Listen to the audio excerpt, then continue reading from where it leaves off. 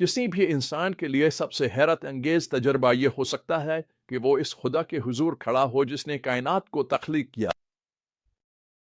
आज हम इसराइल की तारीख के एक अहम लम्हे का जायजा लेंगे जो खुदा के अपने लोगों के साथ ताल्लुक की गहराई और क़ुर्बत को जाहिर करता है। और हम ये दरियाफ्त करेंगे कि इसराइल के कुछ रहनुमा खुदा के हुजूर खड़े हुए थे।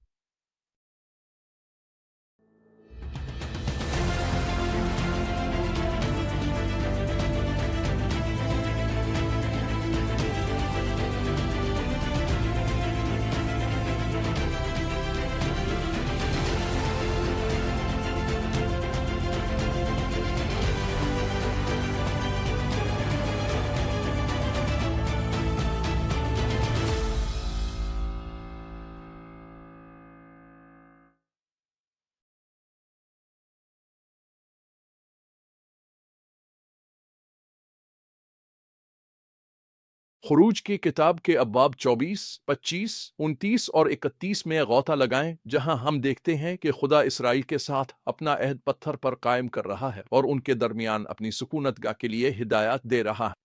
आज हम जिस बुनियादी सच्चाई का जायजा ले रहे हैं वो ये है कि खुदा अपने लोगों के साथ एक गहरा अहद का रिश्ता चाहता है, ऐसा रिश्ता जो उनकी जिंदगी के हर पहलू को बदल दे और उनकी मुकम्मल वाबस्तगी का तकाजा करे। हमारा बयान इस लम्हे से शुरू होता है जब खुदा मूसा को पहाड़ पर बुलाता है। यहाँ एक एहसास हैरत और संजीदगी मौजूद है। खुदा चाहता है कि सिर्फ मूसा करीब आए जबकि बाकी रहनुमा फासले पर रहें। ये लम्हा अब तक इसराइल की तारीख में देखे गए तमाम वाक़यात का नुक्ताए उरूज है। याद रखें, खुदा का इरादा था कि वो ज़मीन पर एक ऐसी कौम कायम करे जो उसे जानती, मोहब्बत करती और उसके साथ चलती हो। हमने ये वदा इब्राहिम, इसहाक और यकूब से किया जाता देखा था। अब ये वदा पूरा हो रहा है क्योंकि खुदा अपनी कौम को हिदायत दे रहा है कि उन्हें कैसे जीना चाहिए। लेकिन ये सिर्फ कवानीन के बारे में नहीं है, बल्कि ये एक ताल्लुक के बारे में है। खुदा एक अहद का रिश्ता कायम कर रहा है जो मुमकिन तौर पर सबसे गहरा ताल्लुक होता है। ये रिश्ता गहरी वाबस्तगी का मुतकाजी है और ऐसी जिंदगी की तरफ रहनुमाई करता है जो खुदा को पसंद आए। नए ईमानदार के तौर पर मैंने एक सच्चाई दरियाफ्त की जो मेरी जिंदगी बदल गई। बेटन रूएज, लुजियाना में एक खास जगह थी जहां मैं अपने दोस्तों के साथ खुदा से मिलता था। इस पुरसुकून जगह पर मैंने अपना दिल खुदा के सामने खोल दिया और पूरी तवज्जो से सुना जब वो अपने कलाम के जरिए मुझसे मुखातिब हुआ। अगरचे हमारे ताल्लुक की मेरी समझ महदूद थी, लेकिन मुझे यकीन था कि यह मौजूद है और मैं हैरत और ताज्जुब के एहसास से भर गया था। जब मैं इबादत में महव हुआ और सहीफे का मुताला किया तो मुझ पर एक जबरदस्त हकीकत आश्कार हुई। खुदा ने मेरे लिए सब कुछ दे दिया था, एक गहरे और करीबी ताल्लुक का रास्ता हमवार कर दिया था। लेकिन मैंने ये भी समझा कि उसकी दावत का तकाजा एक जवाब था। इस ताल्लुक को हकीकी तौर पर अपनाने के लिए मुझे इसी दिल और लगन के साथ खुद को उसके सुपुर्द करना था। यही मैंने सीखा, अहद के ताल्लुक की असल है एक मुकद्दस बंधन जो दो दिलों के दरमियान कायम होता है, खुदा का दिल और इंसान का दिल। ये बाहमी अहद के जरिए ही है कि हम अपने खालिक के साथ एक गहरे और अटूट अहद में दाखिल होते हैं।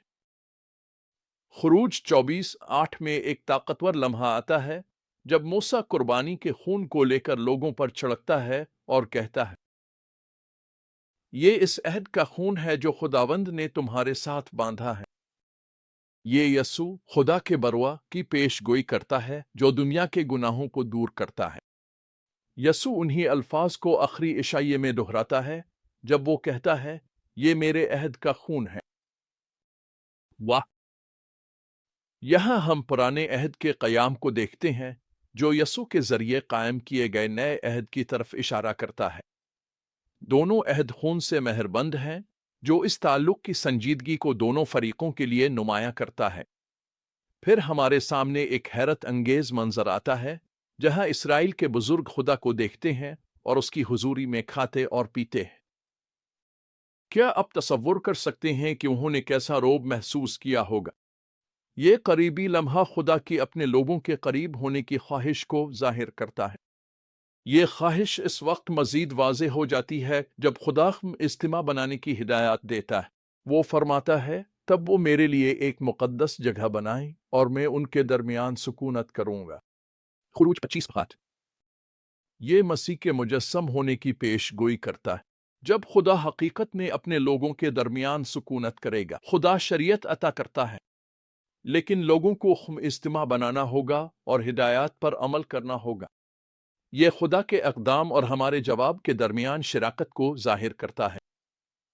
عبادت تفصیلی ہدایات بتاتی ہیں کہ ہمیں خدا کے حضور اس کے مقرر کردہ اصولوں کے مطابق آنا چاہیے، نہ کہ اپنی مرضی سے۔ یہاں کچھ اور دلچسپ تفصیلات موجود ہیں۔ خدا خاص طور پر کچھ افراد کو اجتماع کی تعمیر کی مہارت عطا کرتا اور قوت بخشتا ہے۔ یہ ظاہر کرتا ہے کہ عملی صلاحیتیں بھی روحانی نعمتیں ہو سکتی ہیں۔ ہم شو کو بھی دیکھتے ہیں جو موسیٰ کے ساتھ ہوتا ہے، جو رہنمائی کی اہمیت اور اگلی نسل کے قائدین کی تیاری کو اجاگر کرتا ہے۔ تو ہم اس عبارت سے کیا سیکھ سکتے ہیں؟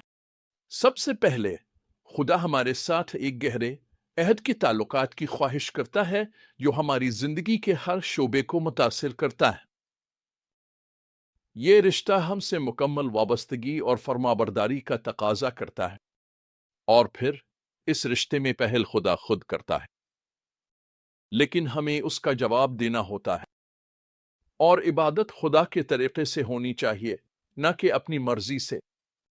آخر میں خدا ہماری عملی صلاحیتیں، مہارتیں اپنے مقاصد کے لیے استعمال کر سکتا ہے۔